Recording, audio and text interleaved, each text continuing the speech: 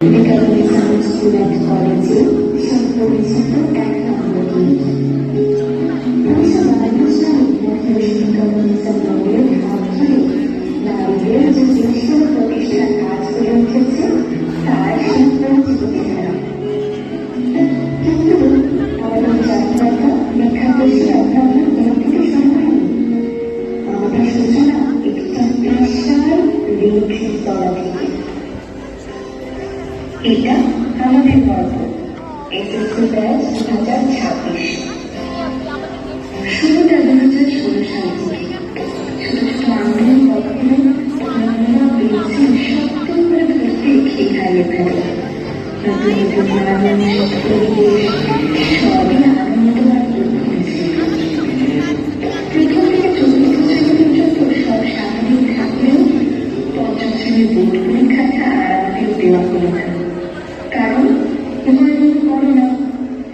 তাই ছোটবেলার হাজারো মুহূর্ত আমরা আর উপভোগ করতেই পারলাম না। শিক্ষকদেরও আমার কাছ থেকে দেখা হল না। হ্যাঁ, আমাদের জীবনটা থমকে গেল।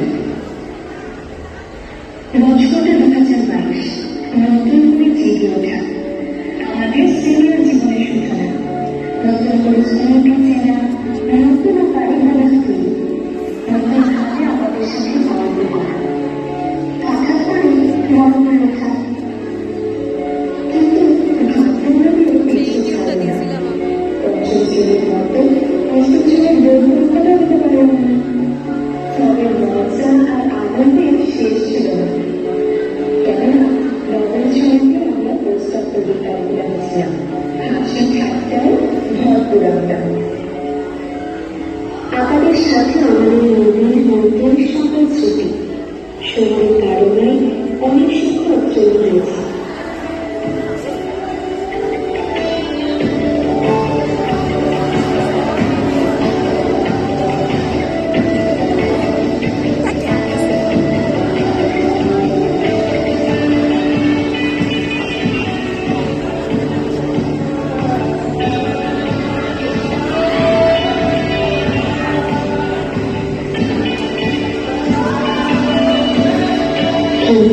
তাদের শিখে যাওয়ার সাথে শিক্ষা, শ্রম আর অশেষ ভালোবাসা সারা জীবন যেন আমাদের বিশ্বাস।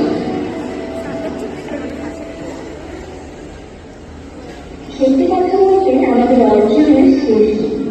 একাডেমিক, স্পোর্টস, কালচারাল, স্কাউটিং, আমরা সেরা সব দিক থেকে।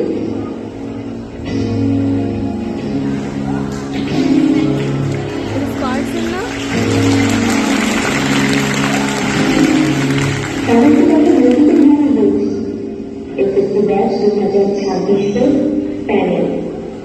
তারপর গল্পের প্রথম কোথায় কেমন কিভাবে মনে রাখবে।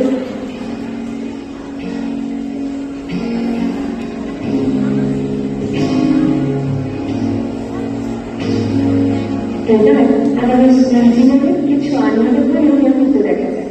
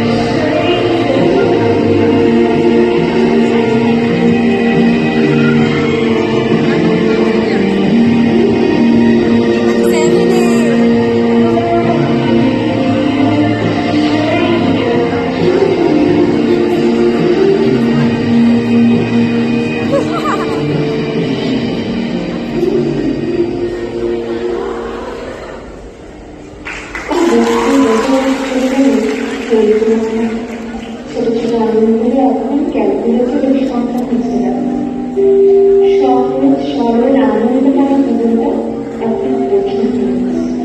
হঠাৎ শুনি 16 নভেম্বর নাকি আমাদের এই গল্পের সমাপ্তি হতে চলেছে। কিন্তু কয়েকদিন আগে না আমরা প্রথম শিক্ষা মন্ত্রীকে হাতে দিয়েছি। এই তো কিছুদিন আগে তো শুরু করে স্কুল জীবন, আজই শেষ হয়ে গেছে। আজ সেই 16 নভেম্বর, যাদের সাথে দিনের অর্ধেকটা সময় কাটিয়েছি তাদের সাথে হয়তো আর মাসের পর মাস দেখাই হবে না। টিফিন পিরিয়ডের জন্য যে কথাগুলো অপেক্ষা করতেই পারতো না, সেই কথাগুলো হয়তো আর কখনো দাঁড়িয়ে বলেই থাকবে না। তাই এই মানুষগুলোর উদ্দেশ্যে বলছি, আমরা যে যেখানেই থাকি, যেভাবেই থাকি, সকলে ভালো থাকি, সুস্থ থাকি, নিজেদের যত্ন রাখি, জীবনে সফল হই আর বিকাবিতার সাথেই থাকি। অসংখ্য ধন্যবাদ জানাই সেই সকল মানুষকে যারা আমাদের এই গল্পের সাথী হয়েছিলেন পুরোটা সময়। আমাদের ভালোবাসার প্রাণ প্রিয় শ্রদ্ধেয় শিক্ষক মন্ডলী। দিন শেষে কে কোথায় থাকবো তা জানি না, তবে আজ এখন আমরা সকলে একসাথে বলতে চাই,